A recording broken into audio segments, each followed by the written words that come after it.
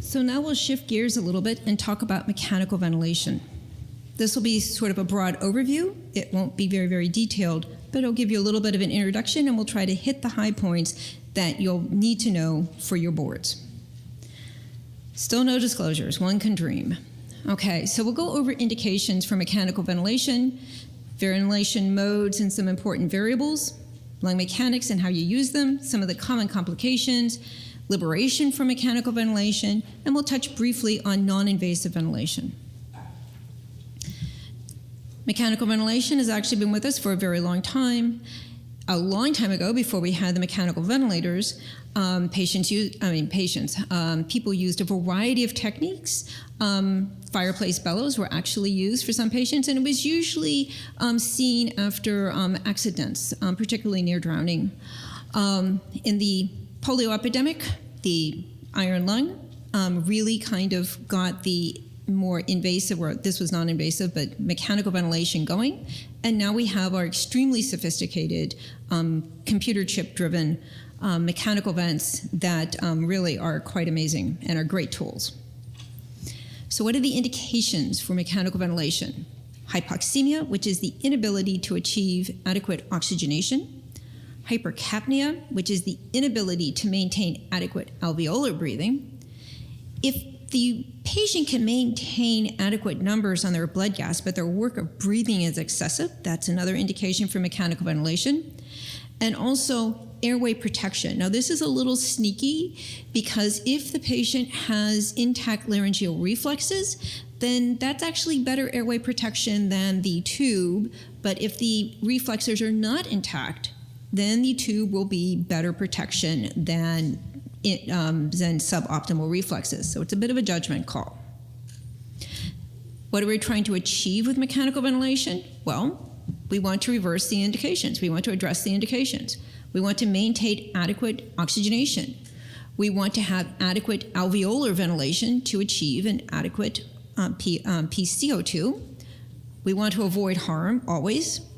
We want to, as we can, optimize a patient's comfort, and we want to remove the mechanical ventilation support at the earliest possible moment, because mechanical ventilation support has a lot of potential to help the patient, but it has equal potential to really hurt the patient. So it's something that we want to stop at the earliest possible moment.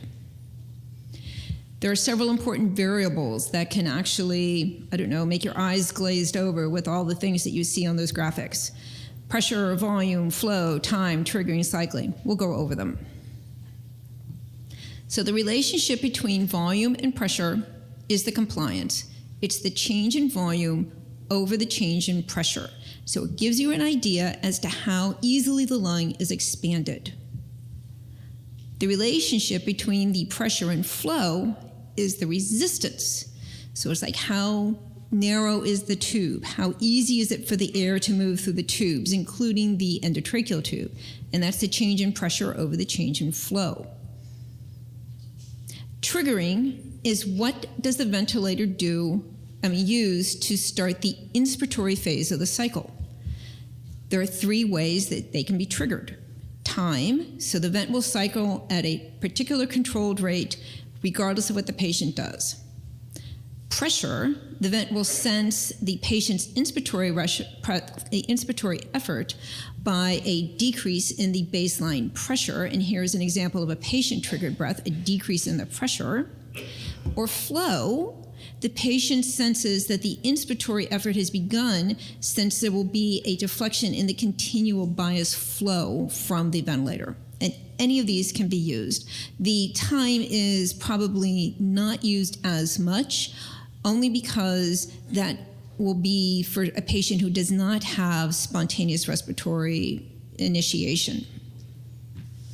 The cycling is how the ventilator switches from the inspiratory phase to the expiratory phase. And again, it can be cycled by time, and that is most commonly used in pressure control ventilation. So the inspiratory pressure will go for 0.8 seconds, 0.9 seconds. This is something you set. So you either set it as, depending on the vent brand, 0.8 seconds, 0.9 seconds, or as a percentage of the total respiratory cycle.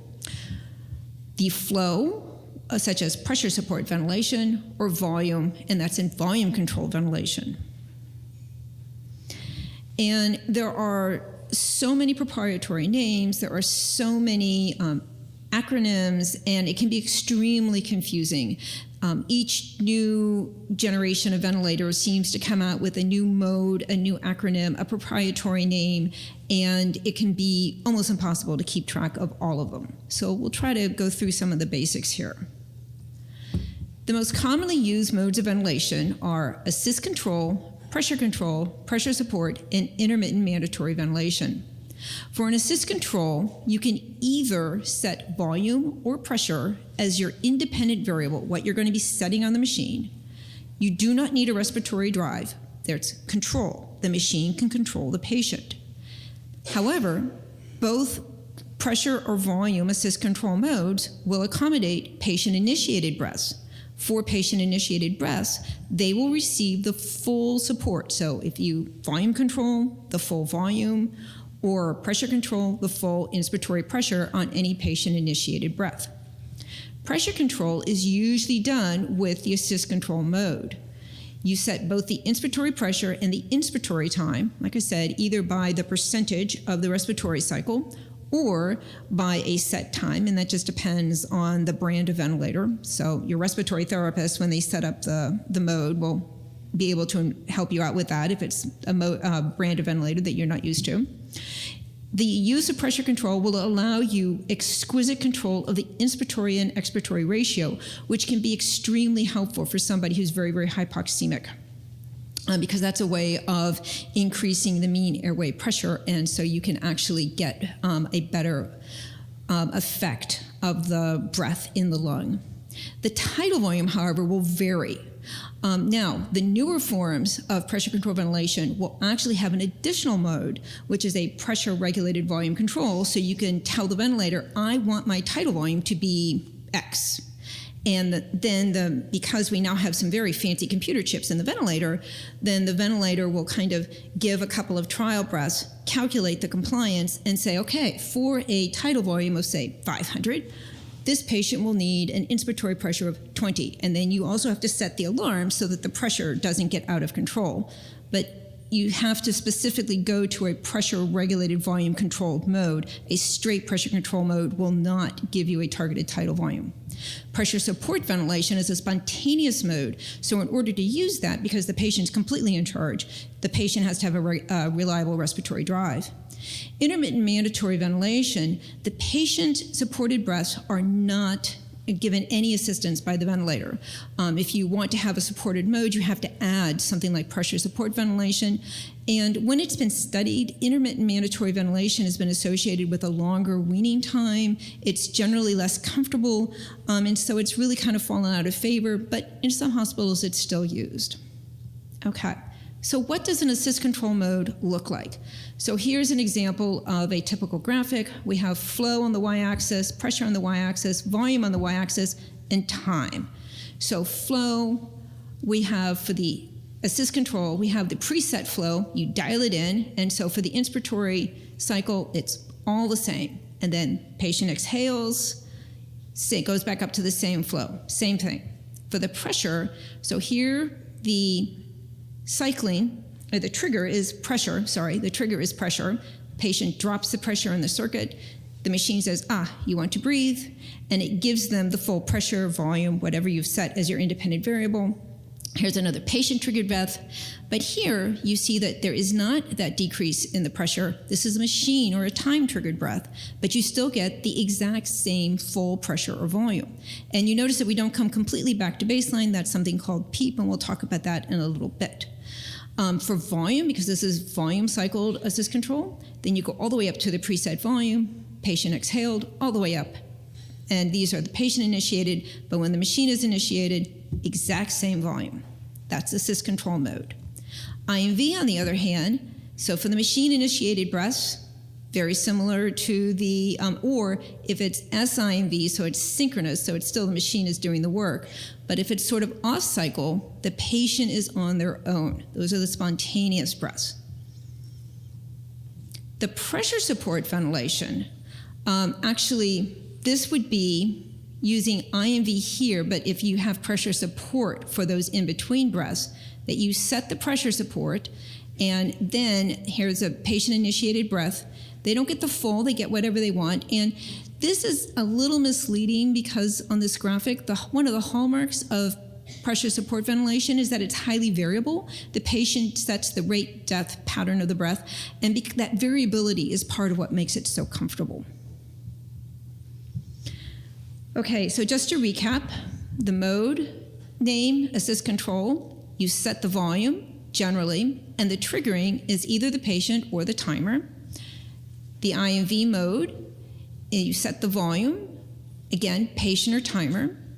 Now, you can also set pressure for either assist control or IMV. The pressure control mode, you set the pressure, patient or timer. Pressure support, however, you set the pressure. You set the amount of pressure that the patient has for the support, but it's a spontaneous mode. The patient has to take care of the initiation. Okay. So if you're on an assist-controlled volume cycled mode, you set the volume, patient or timer, and then once the volume is in, the machine stops the inspiration. IMV volume control, you set the volume, patient or timer. Once the volume is in, the machine cycles off. Pressure control ventilation, you set the pressure. Patient or timer can start it, but then once that time is up, that's when the inspiratory phase is finished. The pressure support ventilation, you set the pressure. The patient is completely in charge of the initiation, but then once the flow rate hits a certain percentage of the maximum, then that's how the machine says, the patient is now finished inspiring, I'm going to stop the pressure. Initially we couldn't vary that flow rate percentage, but you can actually in some of the newer events. A lot of times it'll be about 20% of the maximum. Okay. So other parameters that you can set. So in an assist control mode, you set the inspiratory oxygen. You also set the flow rate and the PEEP, the positive end expiratory pressure. And you'll notice that you send the PEEP with everything because that kind of helps prevent atelectasis at the end of exhalation. But you do not set the inspiratory time. That is indirectly determined by the volume and the respiratory rate and the flow. For the IMV, same kind of thing. You do not set the inspiratory time. Pressure control ventilation, again, you set the FiO2. You don't set the inspiratory flow rate because you've set the inspiratory pressure. You do set the inspiratory time, and of course you set the PEEP. Pressure support ventilation, you set the FiO2. The patient controls the flow. That's one of the reasons why it's comfortable. You set the PEEP, and the inspiratory time, again, the patient's in control. That's why it's comfortable. There. So the assist control volume controlled ventilation is a very commonly used initial mode for ventilation. It's something that all the respiratory therapists are extremely well versed at dealing with, and it's a very good setting for resting a patient, and it can be a completely controlled mode, so even if the patient is making no breath initiation whatsoever, you can safely ventilate somebody. So it's a lot of time, it's the go-to first mode. The advantages of an ACVC ventilation is that the breaths are all assisted. If the patient wants to breathe, they will get the full amount of the volume, and you will have precise control of tidal volume and minute ventilation. And this can be very helpful if your patient is unstable. And as we'll talk about, it's also very, very straightforward to use a lung-protected or a low tidal volume ventilation strategy if you set the volume, because you know exactly what the volume is. The disadvantages of the assist-controlled volume cycled mode of ventilation is that you don't control the airway pressure. That's an independent, it's a dependent variable, and so you have to be careful about the airway pressure. And because for each time the patient initiates, they get the full amount of support, you really can't liberate somebody from the ventilator while they're on an assist-control mode. Pressure support ventilation has the advantage of the patient has incredible control over the situation, incredible control of the respiration, so it's very comfortable. So it's an excellent mode of weaning from the ventilator. The disadvantage is that you have no control over the minute ventilation because, again, it's up to the patient. You also have no backup respiratory rate. And so if you don't have a very good spontaneous respiratory drive in the patient, you can have some problems with hypoventilation and even apnea. Pressure control ventilation gives you control of the pressure during the inspiratory phase of the respiratory cycle. It's very easy to set the inspiration and expiration. It can be very helpful in causes of, if you have a situation with severe hypoxemia, because by manipulating the inspiratory and expiratory ratio, you can actually change some of the way that the pressure is delivered to the lung, and you can get a better PaO2 in a very sick lung. And sometimes the very high flows that are frequently associated with pressure control ventilation, when somebody has a fibrotic lung process, are much more comfortable than some of the other flows on the volume cycled ventilator. And so it can be a very useful tool. However, you have absolutely no guarantee of the minute ventilation, and you have no guarantee of the tidal volume. And if you want to use a lung protective strategy, it's much more difficult to do that with a pressure control ventilation. It's not impossible, but it's much more difficult. Okay, so we're going to talk a little bit about lung mechanics, and then we're going to also talk about why lung mechanics are important beside the fact that they're numbers and math problems. So the first lung mechanic we're going to talk about is compliance, and that gets back to the pressure volume curve. So the volume is on the y-axis, the pressure is on the x-axis, and this here at 0 would be the recoil pressure, FRC. And this is as you go up, say up to 40, whoops. This is as you go up, say up to a pressure of 40 centimeters, and this is the volume. The volume here is a little low, but just to give you an idea, so the change in pressure and the change in volume of the change in pressure. So if you're at the steep part of the curve, so here, for a very small change in pressure, you have a big change in volume, that's high compliance. Here, you have a bigger change in volume, very small change in, bigger change in pressure, very small change in volume. That's an example of low compliance. That would be something like this patient here might show. A very dense fibrotic lung will have a very low compliance. If you look at it sort of like the whole system, and you look at pleural pressure compliance and also total respiratory system, here would be a decreased pleural compliance, normal, and increased. So this would be like with a fibrotic lung, normal lung, emphysematous lung. Same thing if you use the whole system for the distending pressure. The distending pressure is the total pressure of the entire respiratory system. Fibrotic will be low, so lots of pressure, low compliance, so little volume. Normal is normal, average volume and pressure relationship. Compliance, very high volumes for very small changes in your pressure. Okay, so how can we use these mechanics for patients, and how can we do it to optimize the care for the patients? So as an example, you have a 25-year-old gentleman with a narcotic overdose. He was intubated in the emergency room for airway protection and hypercarbia. His initial vent settings are ACVC. His set respiratory rate is 10. His tidal volume is 500 milliliters. His PEEP is 5. You've set the flow at 60 liters per minute, and you have an FiO2 of 100%. And that gives you a peak inspiratory pressure of 20 centimeters of water and a plateau pressure of 15. So the peak is how much pressure does it take for the ventilator to put that breath in, and then you put a breath hold in, an inspiratory pause. The plateau is how much pressure does it take for the ventilator to hold that pressure in the lung. And so you use the compliance and the resistance, and you calculate it as follows. So here's the graph. So you come down to the baseline of the PEEP. If the patient has intrinsic PEEP or auto PEEP, they won't come down. They'll come down above to your set PEEP. We'll talk about auto PEEP in a minute. But here's your peak inspiratory pressure, and here's your plateau. And the difference between the two, the difference between putting that breath in and then holding that breath in, is the airway resistance. And here, the relationship between the change in volume and the change in pressure is the compliance. So the compliance for this patient, change in volume over change in pressure, tidal volume over the change in pressure, which is the plateau pressure over PEEP, because we're taking the static compliance. which is sort of like the tissue compliance. So the tidal volume is 500.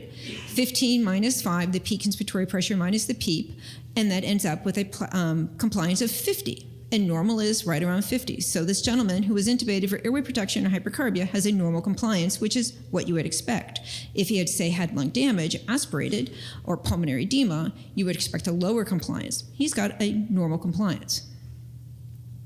For resistance, that's the change in pressure over the change in flow, and you'll notice that we set his flow at 60. Now, usually patients don't feel that comfortable on a flow of 60, but if you do a resistance measurement, most of the time the respiratory therapist will set it to 60 because that makes the math to be very, very easy because it ends up being 1 per seconds. So that's where the 60 comes in. It's change in peak inspiratory pressure minus a plateau over the flow, 20 minus 15 over 1 is 5, and normal is indeed 5. And that's what you'd expect for somebody with a narcotic overdose because they don't have any problems with their airway resistant.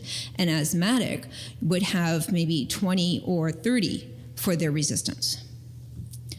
All right, so using mechanics. So we have the increased PEEP, increased airway resistance, normal peak inspiratory pressure relationship between that and the plateau, more of a tissue problem. So, problems with the peak inspiratory pressure, usually a resistance problem. Can also be a compliance problem depending on the relationship with the plateau. With the resistance, the problem is the obstruction of the flow of gas into the lung, and it's related to the tubes, including the endotracheal tube or the airways. The compliance is a problem with the stiffness of the lung. So from edema, from blood, from pus, the lung is a tissue problem. Examples of increased resistance, you can have a bend in the ventilator tubing, especially the endotracheal tube, where if somebody is too awake and they're biting down on that endotracheal tube, it can be obstructed with mucus plugging or secretions. Asthma, classic. COPD, classic. Decrease compliance, decrease the high inspiratory pressures, but the high plateau, so it's not very big difference between the peak inspiratory pressure and the plateau. Pneumonia, ARDS, severe pulmonary edema, an effusion, which even though that's not really a tissue problem because it's around the tissue, but still the tissue can't expand, so as far as the measurements are concerned, it functions as a tissue problem. Pneumothorax, instead of fluid, it's air, same kind of issue. And also, interestingly enough, a right mainstem intubation, which is a little counterintuitive because you would think that that's a tube problem because it's a right mainstem intubation, but the entire tidal volume is going into one lung, and so it's a tissue problem. So, those are our measurements and how we use them, and we use everything on the ventilator to try to prevent complications. And the complications that we worry about with mechanical ventilation: ventilator-induced lung injury, ventilator-associated pneumonia, oxygen toxicity, decreased cardiac preload, gastric stress ulceration. So the way we ventilate patients can actually make the matter worse. And so we may get beautiful blood gases today right after they come up from the emergency room, and then the lung will be damaged and the patient will pay for it next week when they have a lot of ARDS and scarring and ventilator-induced lung injury. This has been well established in the literature, and it's something that we're still learning about, but there are some principles that have been established to help minimize the damage that our ventilator can cause. And this is just an example of, like when you overdistend the lung, and this is an electron micrograph. And so, here we have a red blood cell that's trying to sneak out and cause some bleeding. And then here, you can cause a lot of rupture actually at the lung at the microscopic level. And so you can cause an enormous amount of damage. You can really perpetuate things and cause a brand new problem that can be worse than the first problem. And so taking care to minimize the damage that we cause with mechanical ventilation is very worthwhile to the patient. One of the examples of complications of mechanical ventilation that is one of the most feared is barotrauma, and this is an extreme example. So over here on the right, you see lots of nice lung markings. Here is the heart. The heart is all the way over on the right instead of in the middle. And over here, you see the reason why. Also, if you read the title, you see the reason why. So you've got a lot of black stuff over here that's just air. This is a tension pneumothorax. And so if you overexpand the lung, if you have barotrauma, then you can actually develop a pneumothorax. And on the ventilator, it's fairly easy to get a tension pneumothorax. That's one of the reasons why we worry about the pressures on the ventilator.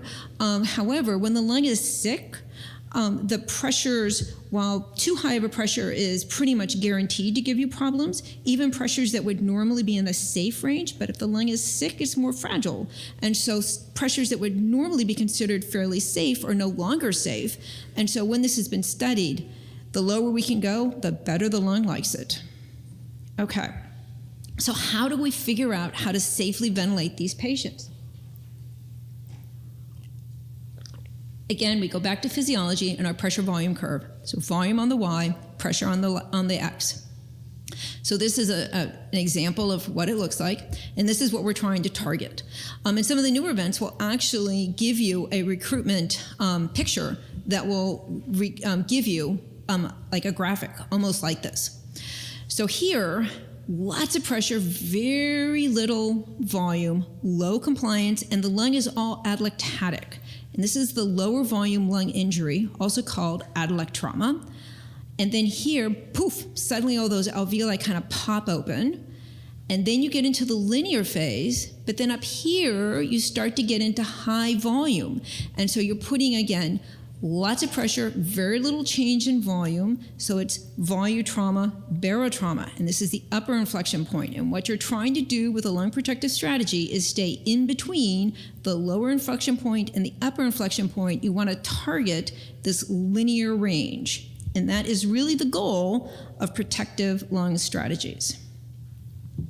This was the landmark study published in 2000, and it stood the test of time. In fact, it stood the test of time so well that when people tried to use variations on the themes of this protocol, it was almost impossible to do because pulmonologists would not use high volume tidal volumes any longer.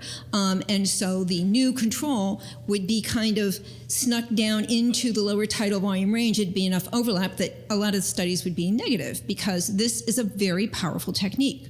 If you use a small tidal volume, and sometimes even under 6, compared to an older traditional 10 to 12 milliliters per kilogram tidal volume, then you will have a mortality benefit. And that has stood the test of time.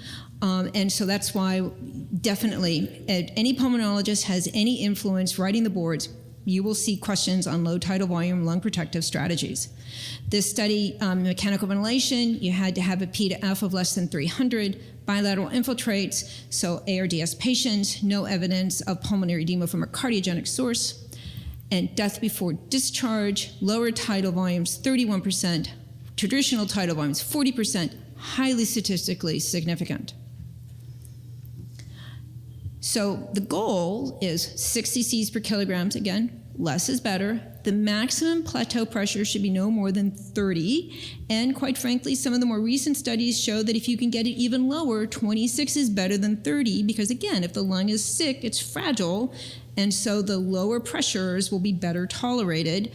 There's a trade-off, however, because lower tidal volumes are uncomfortable, and so you may have to go for more sedation to have the patients tolerate them. You adjust the PEEP and the FiO2 to kind of target a PiO2 55 to 80, sort of in the safe range, but you'll tolerate kind of on the lowish end. The PEEP, the positive end expiratory pressure, and because that kind of gets you out of this lower inflection point here. The way to adjust it is not 100% certain. There's still some debate about that, but you're targeting that linear range. And you can basically target the best compliance because that's getting you up out of the atelectatic area. And you use it as a tool to use adequate oxygenation on safe FiO2s because you want to avoid oxygen toxicity. Now, PEEP is not always good. You set PEEP, that's extrinsic PEEP, and of course, since we doctors set it, it must be good, but you can still get side effects. But when there's intrinsic PEEP that's called auto PEEP, and that can really be a lot of trouble because a lot of times it's hard to measure. Pressure will build up if the patient doesn't have adequate time to expire. So even if for some reason the respiratory rate is just enormously high for their airway resistance, which sometimes if the patient's not adequately sedated, you'll get. Sometimes we have to tolerate a bit of a respiratory acidosis in order not to have an overly excessive respiratory rate. But if there's not enough time to exhale fully, then instead of kind of having the flow go back to baseline, it will be low, and that's called auto PEEP or intrinsic PEEP. Patients with COPD and asthma, because again, their airway resistance is high, even at fairly normal minute ventilations, will have this as a major contributor to respiratory failure. And then another word is commonly called air trapping for this. And in COPDers, you call it dynamic hyperinflation. And so normally you kind of have this very stable respiratory cycle, but again, volume in the chest over time. If you have intrinsic PEEP or air trapping, it just goes up and up and up and up and up, and it's incredibly uncomfortable, and you can get barotrauma from it. So it's a huge problem. It's usually only a clinical problem, or it's most commonly a clinical problem in patients with known problems with airway resistance. It can cause a lot of ventilator dyssynchrony, increased work of breathing, barotrauma, hypotension, because it's pressure in the chest, it can drop your preload. So it can be a very real problem, and especially in the patients who's difficult to wean or a COPD, it can keep them on that ventilator for a long time. So what do you do about it? Well, you fix the airway resistance if you can, and if you can't, you decrease the minute ventilation because, again, it's the patient doesn't have enough time to exhale for the minute ventilation that they're trying to move. So if you decrease the tidal volume, decrease the respiratory rate, that will effectively let them exhale all the way. You can also increase the expiratory time, which is where the pressure control ventilation can be a very effective strategy for this. You can also increase the inspiratory flow rate if you're on a volume cycle. And sometimes you can increase the extrinsic PEEP because that'll help get the synchrony and you can kind of match it. But you really want to try to address the underlying problem of the airway resistance if at all possible. And so you really want to try to optimize those inhaled bronchodilators. All right, to shift gears a little bit, preventing ventilator-associated complications. So we've talked about a lung protective strategy, which is sort of the global way of preventing ventilator-associated complications. There are also a lot of other ventilator-associated complications, including infectious ventilator-associated events. There are some techniques that have been recommended. Non-invasive ventilation, if the patient can respond to it and has a time-limited problem, because again, you get to use the laryngeal reflexes, and those are the best protection for the lungs if it's applicable for that patient. When possible, avoid nasal intubation. If you have to intubate, use the oral tracheal red. Nasal intubation will block off the sinuses and will be a very big risk factor for sinusitis. Not routine ventilator circuit changes on like a calendar schedule, but more when the patient, or you have a new patient or when the circuit is soiled. That's been shown that the more time you break that circuit open, the more likely it is to become an infectious source. And so just do it when it's needed to be changed. Incredibly compulsive hand washing from every member of the staff. That is the oldest, best, easiest, cheap way to prevent infectious complications. Using a closed endotracheal suction mechanism. I think all the ventilators pretty much all have that now. Some of the endotracheal tubes will have a continuous aspiration of subglottic secretions. These endotracheal tubes, though, a lot of times will be difficult for the radiologist to read, and so not all the hospitals have them, and the tubes can be expensive. So this is something that is a little controversial, and not all hospitals will do this.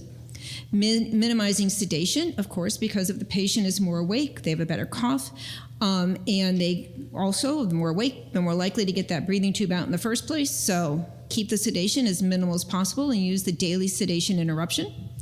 Good oral hygiene, although not with antibiotics. Keeping the head of the bed elevated because you don't want to aspirate secretions or stuff from the stomach up into the lungs. And so when you want to use gravity.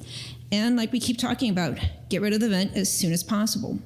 Things that have not shown to be effective and sometimes can be actually counterproductive, selective gut decontamination with antibiotics. That will frequently breed resistant organisms, and in highly, highly selected patient populations, in some instances it can be useful, but as a general ICU population, it doesn't really get you any advantage, and it can breed resistance, so it's fallen way out of favor. The early tracheostomy does not prevent infections. And chlorhexidine actually, although you want good oral hygiene with toothpaste or peroxide solution, a very weak peroxide solution, depending on your hospital norms, chlorhexidine was used, but that actually has been associated with more problems with patients, and so that has fallen out of favor. Okay, we talked about getting that tube out of there as soon as possible, so let's talk about extubating the patient. So the secret is that the patient usually doesn't really need what we call weaning. When the initial problem that caused the patient to go on the vent is gone, the patient frequently can breathe on their own, and the role of the physician is to figure that out. When can the patient breathe on their own? It turns out that the best way to do it is to ask that question absolutely every day. If the patient is hemodynamically stable, if they can protect their airway, if your FiO2 is permissive, if your PEEP is permissive, so not too much, you don't want PEEPs of 15 in order to maintain your FiO2, but less than 7, see if they can breathe on their own. And the way you do that is with a spontaneous breathing trial with a sedation interruption. And if you use both, it's much more effective, and this has been well studied, than using just the breathing trial by itself. What does the breathing trial look like? Well, the breathing trial is you put them on pressure support ventilation, so they're in charge, you have the sedation off, and you see what their breathing is like. And this is from the Lancet in 2009, but other studies have replicated this. If you use just the plain old spontaneous breathing trial, and when it's been recently studied, in fact published this year, that the spontaneous breathing trial, even in critically ill patients, can be extremely effective. And using a pressure support of 5, a PEEP of 5, most of the patients, that will be the most efficient way of getting that tube out of there, and will have equal success to the older of letting them do everything by themselves, which is the old TPEACE trial. So spontaneous breathing trial should be 5/5. And if you couple that with a sedation interruption, which makes sense if you want a good mental status and to be able to protect the airway, you will have a significantly greater success rate than if you just use a spontaneous breathing trial. So it's logical, but it's also logical and proven. So a word or two about non-invasive mechanical ventilation, because we've talked about that, because maybe we don't have to put that tube down to ventilate the patient at all. So there are certain patients that will respond beautifully to non-invasive ventilation, including heart failure patients, patients with COPD exacerbations, and as a bridge therapy. Now, the heart failure was where, and the COPD was where non-invasive ventilation was really studied the earliest and has the best track record. And if you'll notice, both of these are processes with fairly time-limited acute exacerbations. So once the diuretics start working, the heart failure patient is usually on the road to stabilization. Once those inhaled bronchodilators and the steroids start working, your COPD exacerbation is on the road to being controlled. And so the non-invasive ventilation can be highly effective because you have a very short period of time when the respiratory system is in real trouble, but you've got a very highly effective set of therapies. And so it's ideal for using that non-invasive mask to kind of tide you over, because the non-invasive ventilation is exactly that. It's something that will bridge the patient to something, and so you have to have something that you're going to relatively quickly, which is why it can be very effective as a bridge after extubation, especially in COPDers. So you extubate right to the non-invasive ventilation and kind of let them kind of gradually take over more on their own. But it's much less effective. In fact, it's been shown to have higher mortality if the patient gets into trouble with respiratory distress and you try to use non-invasive as a salvage therapy after extubation. So be judicious in how you use the non-invasive. If you're looking for something with an effective bridge, it can be your best friend. As a salvage, it can get the patient into trouble. Some patients are not good candidates. Patients with a lot of secretions, because again, it has to have a mask. The mask has to be tight to work. And so if you have a lot of secretions, you're always having to take the mask off. It can't work. If your thinking is really, really bad, it can actually be not so effective. Again, the mask won't fit, you can't really work with it, and you have a higher risk of aspiration because you're not protecting your airway and you've got the pressure going in. It can be a problem. And there are some patients where you just simply need that secure airway. And so it's not for everybody. but in the right patient, it can be highly effective. To summarize, the indications for mechanical ventilation guarantees effective ventilation, oxygenation, airway protection. The goal is to achieve all those goals. Ventilation, oxygenation, avoid harm, maintain the patient's comfort. We talked about the variables of triggering and cycling, the importance of mechanics, the importance of avoiding some of the common complications, barotrauma, atelectasis trauma, volume trauma, and the IVACs, the infectious complications. We talked about the lung protective strategy, 6 cc's per kilogram, keep that plateau under 30 max, 26 if you can, optimize your PEEP, and get the patient off the vent as soon as possible. We have 2 questions. Hopefully we have time for at least one. You have a 25-year-old with cancer. His initial ventilation settings are FiO2 of 30, AC/VC mode, respiratory rate set at 4, tidal volume is 350, PEEP of 5. Your reserved respiratory rate is 4 on the set rate of 4. Your initial blood gas is 7.24, PCO2 of 60, PaO2 of 104. What is your strategy to correct? Change the mode to IMV, change to pressure support, increase the respiratory rate, decrease the FiO2.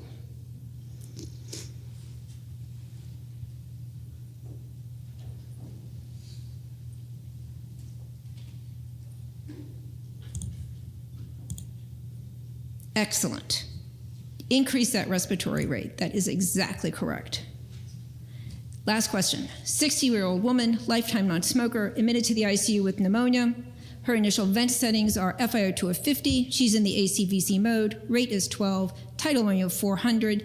PEEP is 5. Her observed respiratory rate is 16, so she's breathing 16 on a set rate of 12. Her blood gas shows pH of 7.38, PCO2 of 42, PaO2 of 50. Which of the following strategies won't work? A, change to IMV. B, increase the PEEP. C, increase the FiO2. D, change to pressure control ventilation and prolong your inspiratory time.